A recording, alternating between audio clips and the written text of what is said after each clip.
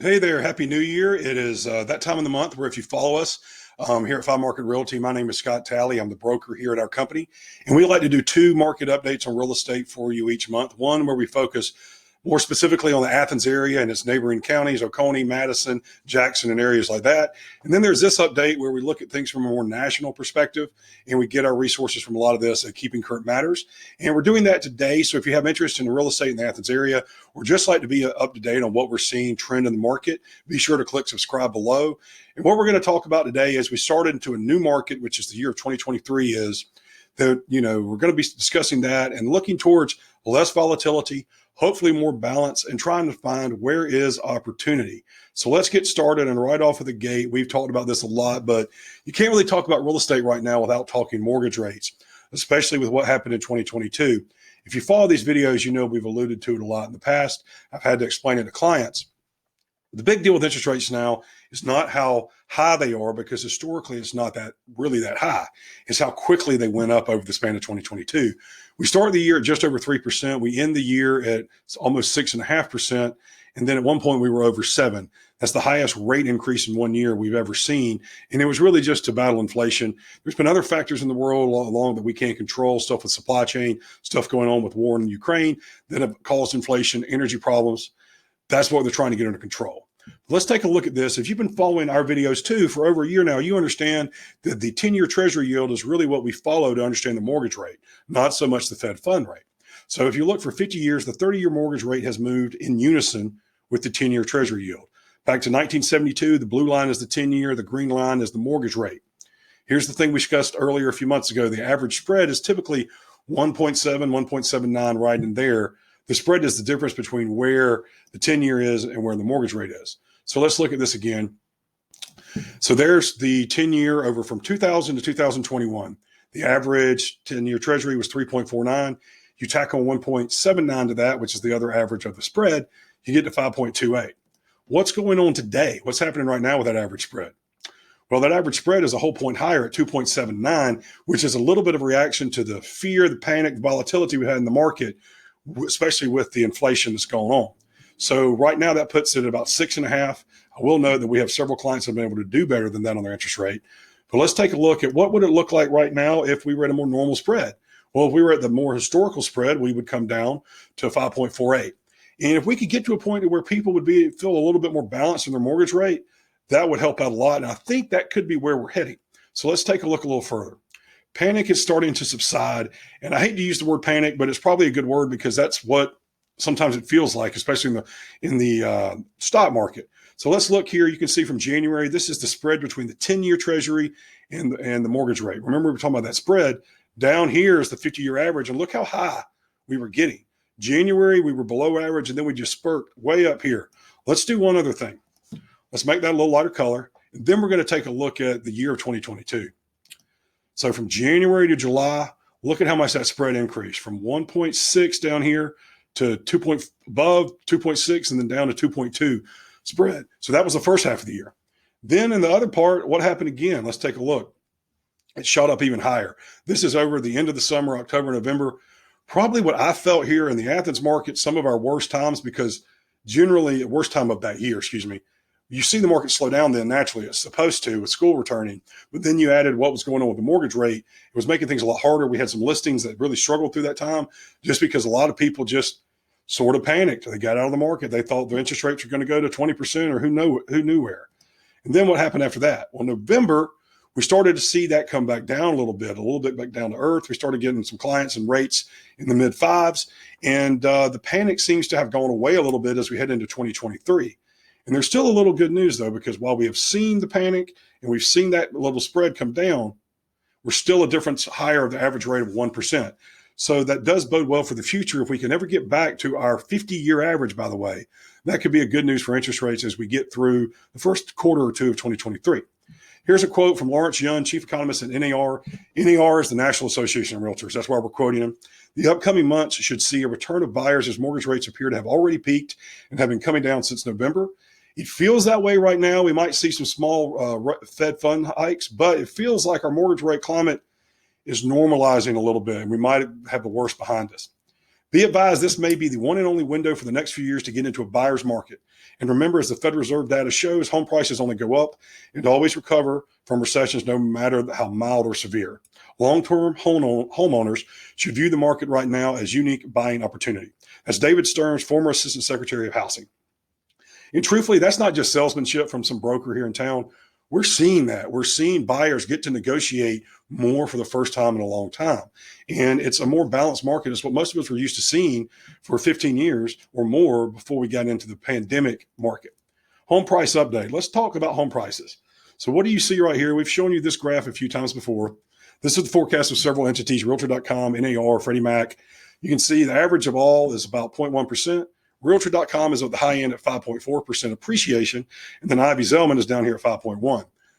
Well, basically what we can agree is nobody agrees, but one thing they do seem to have in common is nobody's calling for a big fallout in prices, and we're not seeing that. We've talked a lot about a 10%, 7 to 10% rollback from the height or frenzy of the market. For the most part, we are seeing that. I want to talk a little bit about home appreciation before the pandemic and during it, because we have a tendency in society, we get used to things really quickly. What happened over 2 years was something that I feel like a lot of people, homeowners and realtors and mortgage brokers, got used to. Home price appreciation going rapidly quick. First 3 years leading up to the pandemic, the home price appreciation was 12%, which was great and much lower than what we saw. Let's look here, March of 2020 to September, 38%. It's not a realistic clip. So we have to see that come back, and we have, and that's a good thing. But right now, we're probably not going to see maybe even 10%. We might see 3%. We might see a flat rate, but because it's appreciated so much over those 2 years. Homes having their prices reduced, the percentage of them month over month, year over year.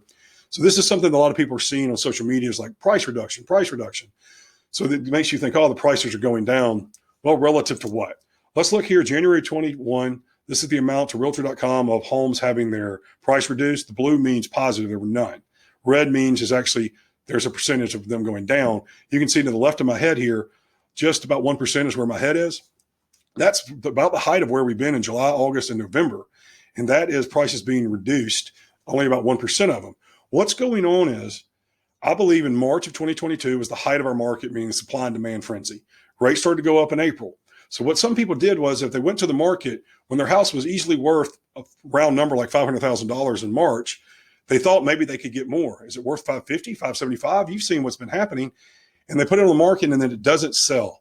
So then it has to come back down to reality. And that's what we're looking at, that 7 to 10% rollback. In most cases, it really is rolling back to market value. And that's what you've got to do if you are going to sell. You got to price it right. No more of this expecting these huge clips in appreciation year over year. This is have home values hit the bottom, 2022 month over month percentage change in home values from 4 different areas. We got Case-Shiller, FHFA, Black Knight, and CoreLogic. Now, this is the change in home values. Looking at these three things, let's look here. You see obviously green in the beginning part of the year, April, May. Well, what happened then when the rates started to go up? And we're going to bring the square out and we're going to show you July, August, and September. These, we don't have the numbers yet from this entity for November and December, but it sort of feels like right in here, this might have been the peak in August when the home value reductions were coming down about the most, minus 1.1%, minus 1% from Black Knight. So that feels like we might be a little better off and some of the worst behind us. One thing I want to talk about too is financing, because there are other means of it that I don't think everybody understands. There are people that are getting great products in adjustable rate mortgages, lenders that are looking with sellers to offer rate buy downs. We're also seeing more FHA loans. We had somebody with an ARM at the end of the year that got under 5% with a 10-year lock on their ARM rate. So let's take a little further dive into this. The risk of ARMs were substantially mitigated by the regulatory reforms put in place after the 2008 bust. Today's ARMs are not the risky products of 2008 or even the pre-bubble version. ARMs are no longer something to fear. In fact, they can help borrowers save money to reduce the barriers to home ownership. That is from Lori Goodman at Urban Land Institute. And that's what I was just alluding to. We saw somebody, I'm not going to name banks or lenders. You can reach out to somebody for a contact, but a 10-year ARM product, we've seen that. We've seen 7, we've seen 5, but there's good products that are not the same as they were before. I actually had an adjustable rate mortgage when I first got my first home purchase. And I refinanced it because I was scared of rates going up. I was actually foolish. I should have let it adjust because it would have fallen down with how historically low rates were 2008 until 2022. Temporary rate buy downs are a hot trend for mortgages as borrowers face higher costs for home loans. Some buyers are exploring alternatives to traditional mortgages in a period of rising interest rate. Buy downs are a less costly alternative to a traditional fixed mortgage rate. And that's Linda Hershey, Director of News Reporting at Real Estate News. So we have lenders in town that are using that tool. I've not personally done it. I know some people in our office have. Sellers are often, instead of offering closing costs or concession, might help a buyer get a little better rate. There's another tool that people can use if that 6% is making it a little harder for you to get done what you need to do. Lastly, I want to talk about opportunity, because I think sometimes the media and the news and even other real estate agents not knowing the market don't recognize opportunity. And opportunity is actually always there. It's just for you to find it. Where is it and what is it? And right now, the opportunity is how the market is becoming more balanced. Active listings for the past 2 years, what we just came out of was the lowest inventory climate I can ever remember, with the highest demand. And we've had people moving all about, really low interest rates, extremely hard time to be a home buyer. You just felt grateful that you could get something if you got anything. Well, we're getting out of that climate, and we're starting to see a more normal market where buyers are actually getting to see several homes. They're going to be a little bit more patient, and they're getting to negotiate. So it's really, that's where opportunity is. For instance, I have a closing with an FHA loan this week. Buyer was able to negotiate $10,000. I have a closing with an investment property where the buyer was able to still make it work with an investment mortgage, despite what we're hearing about interest rates. There really is opportunity out there. Pending listing count. Pending listing count was so low, the amount of pending listings was going up so quickly because these homes are getting absorbed. Well, the pending listing count is now going way down by 36% in November, probably a little higher in December. That means that there's less demand for a buyer to compete with. And if you've got less people to compete with, you're less likely to get put into a bidding war situation.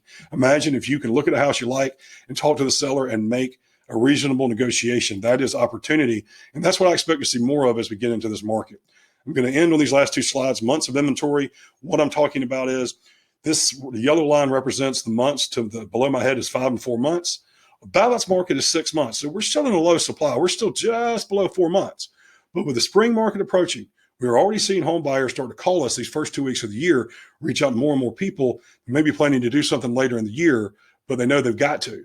There's also home sellers that have got to do something. So we're going to see inventory come to market, and be prepared. If you know you want to move in April, reach out now, talk to somebody, and figure out what your lending options are, because we've got a great group here. You can reach out at info@5M Realty, Athens GA at 5M Realty. That's not everybody in group. We're missing a few like Jeb, but we got some great realtors here that are helping buyers.